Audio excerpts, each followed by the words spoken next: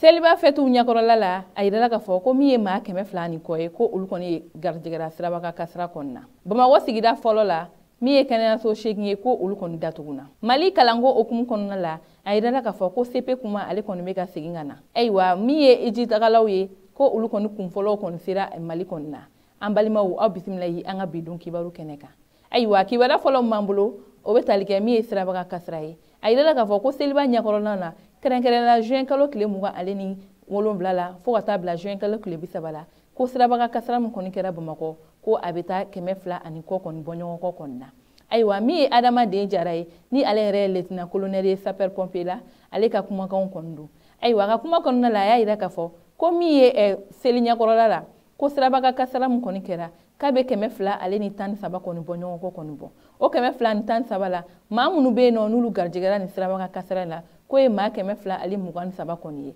Ayiwa a yirala ka fɔ ko min ye maa 200 ani 21 ye ko olu kɔni jogina wa maa 5 kɔni bɛ yen nɔ olu kɔni fatura. Ayiwa hali bi o senfɛ a ka kuma kɔnɔna la a y'a yira ka fɔ ko k'a daminɛ juin kalo tile 27 la ka taa bila tile 28 na siraba ka kasira min kɔni kɛr'o la ko maa 71 ko olu kɔni jogina o don ninnu kɔnɔna la maa 3 de bɛ yen nɔ olu kɔni fatura. Wa ko k'a daminɛ min ye juin kalo tile 28 ye fo ka taa bila juin kalo tile 29 na ko maa 71 ko olu de jogina wa ko maa 1 bɛ yen nɔ ko olu kɔni fatura. Wa ko k'a daminɛ min ye juin kalo tile 29 ye fo ka taa bila juin kalo tile 30 la ko min ye maa 78 ye ko olu de jogina wa maa 1 kɔni bɛ yen nɔ ko olu kɔni fatura. Ayiwa ni ma kofɔlen ka kuma kɔnɔna la a y'a yira ka fɔ ko ni siraba ka kasira ninnu si ma sɔrɔ dɔwɛrɛ fɛ o de ye ka fɔ ko code de la route o kɔni ma matarafa ni ma kofɔlen ninnu kɔni bolo ani bolifɛn ninnu kɔni boli kojugu. O senfɛ ale kɔni ye ladilikan di bɛɛ lajɛlen ma ko an ka fɛti ɲakɔrɔla ninnu na ko tɛ fagali don ye ko bɛɛ lajɛlen k'i kɔlɔsi i yɛrɛ la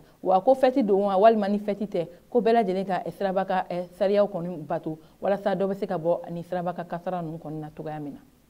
Ayiwa o tɛmɛnen ka bɔ yen kibaruya wɛrɛ m'an bolo ka da kulo kan o de k'a yira ka fɔ ko Bamakɔ sigida fɔlɔ ni an b'a fɔ o ma commune 1 ko kɛnɛyaso 8 kɔni bɛ yen nɔ ko olu kɔni datuguna. Ayiwa ko nin datuguni kɔni ma sɔrɔ dɔwɛrɛ fɛ o de y'a yira ka fɔ ko l'inspection de la santé olu ka baara dɔw okumu kɔnɔna la o de ye ka sɛgɛsɛgɛli kɛ k'a yira ka fɔ kɛnɛyaso minnu bɛ yen nɔ n'u jɔlen tɛ ni sariya kɔni ye ko k'o kɛnɛyaso ninnu datugu. Ayiwa ko o baara ninnu kɔni senfɛ min ye commune 1 n'o ye Bamakɔ sigida fɔlɔ ye ko 8 kɔni bɛ yen nɔ ko olu kɔni datuguna. Ayiwa a yirala ka fɔ ko nin baara ninnu kɔni ma kɛ dɔwɛrɛ la o de ye ka fɔ ko kabini min ye mai kalo tɛmɛnen ye an ka jamana kɔnɔ san 2023 kɔnɔna la ko baara kɔrɔ kɔni tun bɛ sen na ka sɛgɛsɛgɛli kɛ kɛnɛyaso minnu bɛ yen nɔ commune 1 kɔni kɔnɔna la n'o olu kɔni sariya sɛbɛn t'u bolo ka dayɛlɛ ko olu bɛɛ lajɛlen ka datugu ko o de okumu na ni kɛnɛyaso ninnu kɔni datugu. Ayiwa min ye kɛnɛyaso kɔni datuguni ye k'a baaraw bɛ sen na an ka jamana kɔnɔ a mɛnna sabula sɛbɛn dɔ kɔni bɔra sɛbɛn kɔnɔna la a yirala ka fɔ ko min ye san 2020 kɔnɔna ye ka taa bila san 2021 kɔnɔna la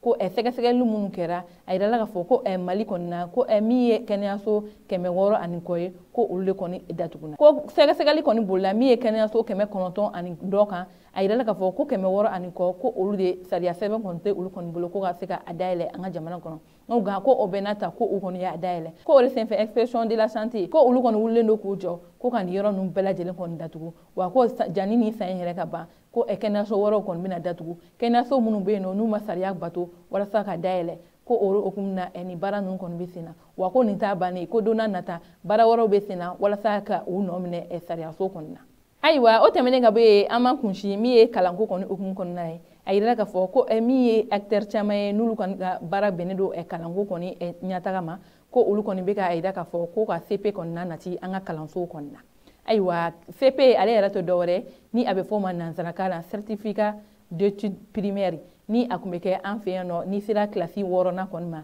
nin ye a san 10 ani kɔ kɔni ye ale kɔni baaraw kɔni jɔlen don an ka jamana kɔnɔna la nka ko ni san 2 laban kɔni na kalan yɛrɛ kɔni okumu kɔnɔna la jaabi minnu bɛ ka bɔ examen kɔni na n'o ye ɲɔgɔndanw ye o jaabi ninnu kɔni bɛ ka maaw bila u k'u miiri caman ka yira ka fɔ walima CP in kɔni ale dabilali an ka jamana kɔnɔ est ce que o de ma na ni nin sababuya ninnu bɛɛ ye. O de okumu na min ye école karamɔgɔ caman ye kɛnɛkɛnɛna directeur d'école u caman kɛlen don ka u ka miiriya ta ka bila CP kan ko CP ka segin ka na an ka jamana kɔnɔ. Ayiwa CP an bɔra dɔnniya ale kɔni tun bɛ kɛ ni k'i sera kilasi kɔni 6nan ma ale kɔni tun bɛ kɛ walasa i bɛ se ka sa seconde cycle na ni o ye ka daminɛ 7e na fo 9e o kun ye examen kɔni kun bɛ kɛ de ka fɛn kɛ maa minnu bɛ yen nɔ n'u kɔni kɛra sebaga ye u ka pase ka taa ɲɛfɛ olu kɔni kun bɛ pase nka ko kabini wagati jan o kɔni dabilala an ka jamana kɔnɔ examen kɔni jaabi tɛ ka kɛ jaabi jɔnjɔn ye wa min ye ekɔlidenw yɛrɛ kɔni niveau ye ko niveau kɔni bɛ ka jigin de a dɔw la yɛrɛ i bɛ maa dɔw ye mun bɛ sanfɛ kalanso la ko kalan yɛrɛ kɔni dɔnniya kɔni t'u la o de kun na ko ekɔli maître caman ale ni académie directeur caman bɛ ka nin kuma in kɔni fɔ ko CP o ka segin ka na an ka jamana kɔnɔna la walasa dɔ bɛ se ka bɔ an ka nin kalanbalina ye walasa ekɔlidenw kɔni niveau bɛ se ka k'u la cogoya min na.